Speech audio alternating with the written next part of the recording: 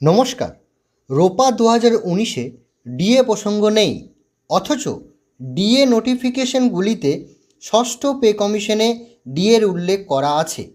DA মামলার অন্যতম সংগঠন ইউনিটি ফোরাম আরটিআই আবেদন করেন ষষ্ঠ পে কমিশনের রিপোর্টের কপি হাতে পাওয়ার জন্য, কিন্তু তার উত্তর প্রথম ও দ্বিতীয় আপিলেও না পেয়ে আজ ইউনিটি ফোরাম কলকাতা হাইকোর্টে মামলা করলেন ষষ্ঠ পে কমিশনের রিপোর্টের কপি হাতে পাওয়ার জন্য। এ বিষয়ে ইউনিটি ফোরামের অন্যতম কনভেনর মৃন্ময় শ্রীমানী মহাশয় কি বললেন একটু শুনুন। প্রথমত, রোপা 2019-এ ডিএর প্রসঙ্গ নেই। এই অবস্থায় জানুয়ারি 2020 থেকে ওই রোপা 2019 চালু হয়। যে রোপার কিন্তু বলাই আছে 2016 জানুয়ারি থেকে, এবং 4 বছর মানে 16 থেকে 19 48 মাস আমরা কোনো বকেয়া বা ডিএ কিছুই পাইনি। রোপা 2019 উল্লেখও ছিল না। ডিসেম্বর 2020-তে একটা নোটিফিকেশন বেরোয় প্রথম, যে জানুয়ারি 2021 থেকে, ওটা ভোটের বছর, দিয়ে দেওয়া হবে, এবং সেখানে ওই ডিএটা সকলের জন্য, মানে শিক্ষক, অশিক্ষক, সরকারি কর্মচারী এবং অবসরপ্রাপ্ত সকলের উল্লেখ করে দেওয়া, এবং সেটা ষষ্ঠ পে কমিশনের রিপোর্টে ডিএ প্রসঙ্গ আছে বলা হয়েছে।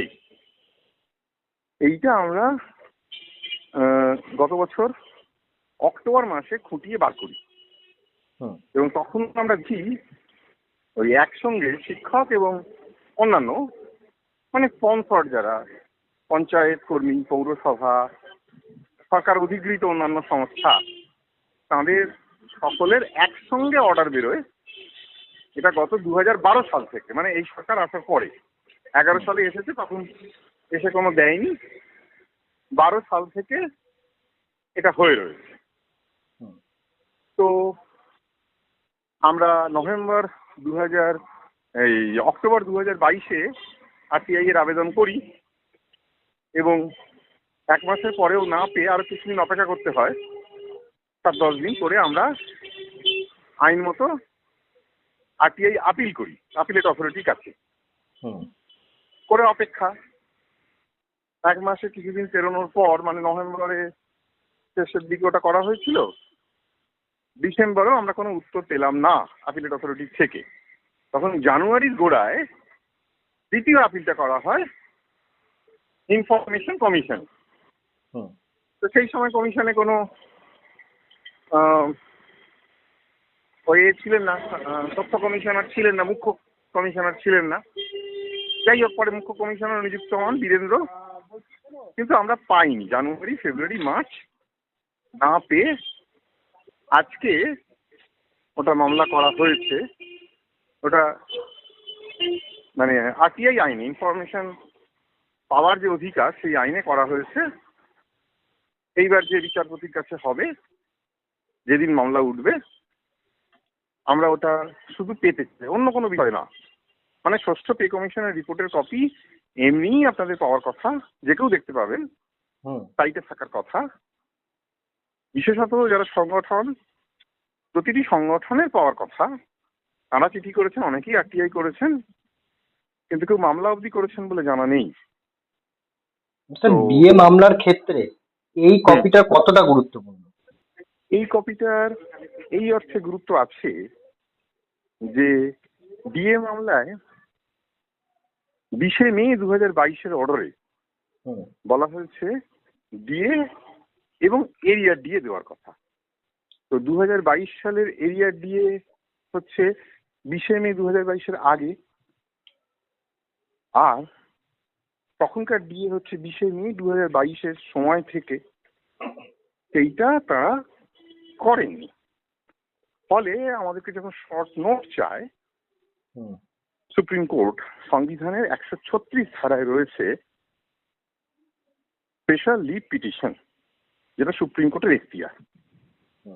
তো সুপ্রিম কোর্টের বিচারপতি, মহামান্য বিচারপতি দীনেশ মাহেশ্বরী, তার রিটায়ারমেন্ট রয়েছে আগামী মে মাসে।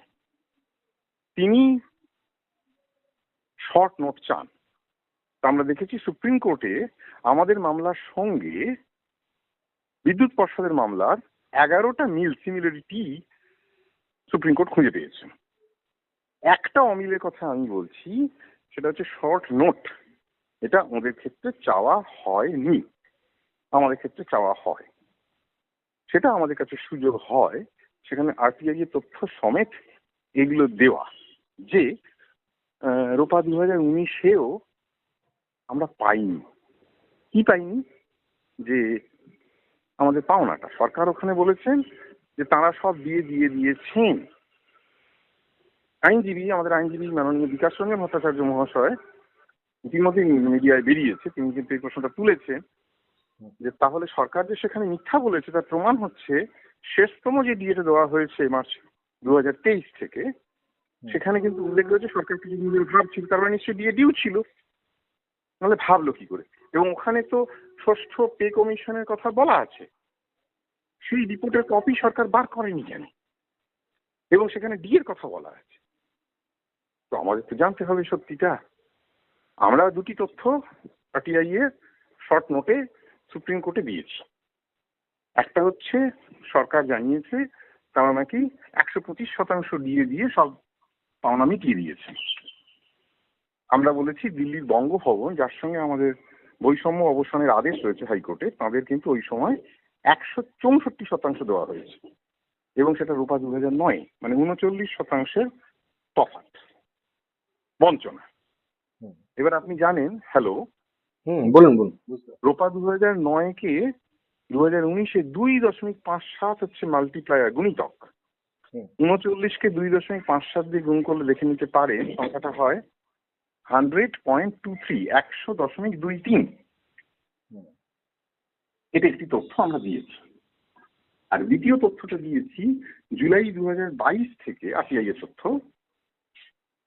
আমরা যখন 3% পেয়েছি, তখন দিল্লির বঙ্গভবন এবং ওই মাদ্রাজের যে ইউথ হোস্টেল, সেখানকার কর্মীরা তারা পেয়েছেন 38% হারে, আরো অন্যান্য পেয়েছেন।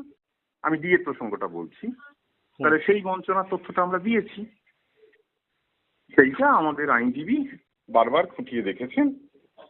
তার ওটা বাংলায় করা হয়েছিল, তার ইংরাজি অনুবাদ এবং মূল আবেদন আর তার উত্তর প্রতিটি উনি খতিয়ে দেখেছেন। এর জন্য উনি আমাদের সঙ্গে একাধিকবার বসেছেন, প্রশ্ন করেছেন। আমরা আমাদের উত্তরটা তার কাছে দিয়েছি।